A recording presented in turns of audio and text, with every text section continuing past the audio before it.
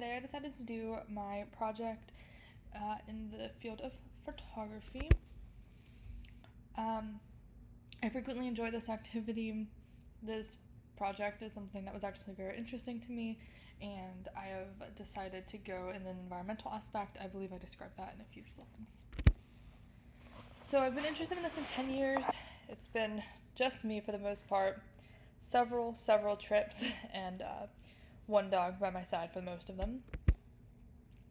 So my specific focus is mainly environmental and cultural. The photos you will see for this project are mainly environmental, as this is something I'm extremely passionate about. The reason for this varies. I think the environment is something every person, species, being, etc. has in common. It's our home, our place of comfort, it's the water we consume, the food we eat, and it's overall important for all living things. So why aren't we taking care of it the way it takes care of us? This is obviously a photo I took in Sydney, Australia. It's the Sydney Harbour Bridge. The way I've set this up is kind of photos of things that are like beautiful nature-wise, and then explanations after that of what happens if we don't take care of them, type of thing. This is downtown Wollongong. I actually took this photo for the cultural part. There's actually those barriers that have Indigenous workings on them. And then behind that is actually a discount chemist, and I thought that was interesting because that's what we would call pharmacist, and that discount chemist is similar to our like CVS or Walgreens. So here's where we start getting to that environmental aspect portion. That top left is the rural Australia. It's overlooking a beach in Australia. You can see that like the heat has affected the part of the plants. It's, obviously very dry heat. The bottom portion is the University of Wollongong campus. That's actually a natural pond that they let grow, and they kind of take care of it from that and make sure that it stays up to date and everything. That photo on the right is a historic church in Wollongong, because I think just as important as like helping our environment is also keeping past history of past buildings, past experiences, etc. That lovely lady posing in that photo is someone I met studying abroad. Her name is Alana. I actually don't think I ever gave this photo to her, and I'm pretty sure she wanted it, but So the reason I showed you the pictures of that beach was because half of the world's coral reefs have died in the last 30 years, and 2/3 of the Great Barrier Reef have been damaged by coral bleaching, which happens when the sea temperatures reach too high.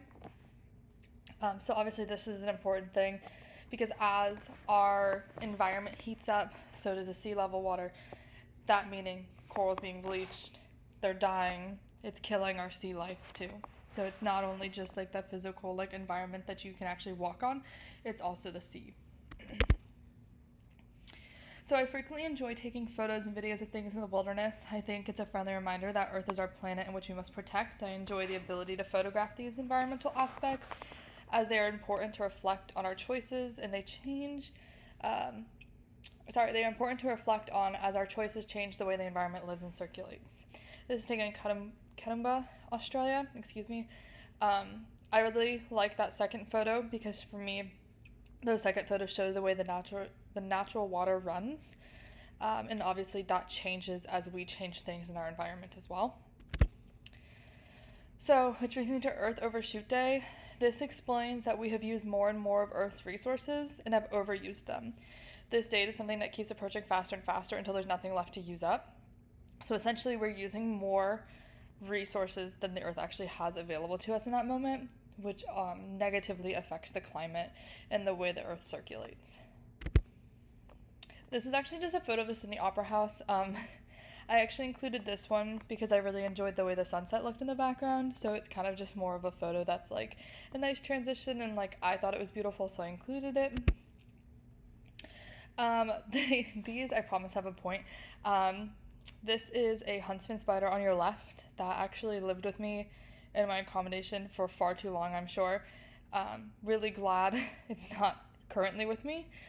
And then that photo on the right is my dog Bruno. And the reason I have these two kind of sat in here is because while climate change and like the environment also affect us, they equally affect different species. So close to 1 million species are becoming extinct because of several climate changes, and according to Ecotricity, that's about 5 species a year, which is 10,000 times the normal rate.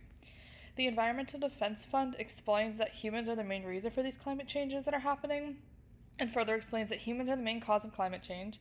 We burn fossil fuels and chop down forests, causing average temperatures to rise worldwide. The global warming trend is increasingly disrupting our climate, the average weather over many years. So, meaning for like the past several years, our climate has been getting hotter and hotter and hotter. I'm sure you're not immune to what's happening in, to polar bears in the ice that's melting. Obviously, that's a danger for them. That's where they live. That climate's getting too hot to actually sustain them. So by 2030, our temperatures will have risen 1.5 degrees. So this would mean that the temperatures will have gotten so hot that the environment is likely not to survive. Without our help to permit the change, the world's coral reefs could be completely killed. We would see an increase in flooding, extreme heat, drought, and poverty. This would also mean that millions of people would be displaced because their area would start getting hot, and then that area would start decreasing, and from there we would have an overpopulation crisis. So it's kind of a domino effect. One thing falls, then the next thing will as well. So I hope you really enjoyed this. I chose to compile my favorite photos that I've ever taken. These photos for me are much more than just documents that I've achieved, but they're also memories, reminders, and a story that allows a brief glimpse into my life and experiences and a lot for the true beauty that is nature, and also that importance of nature. Thank you.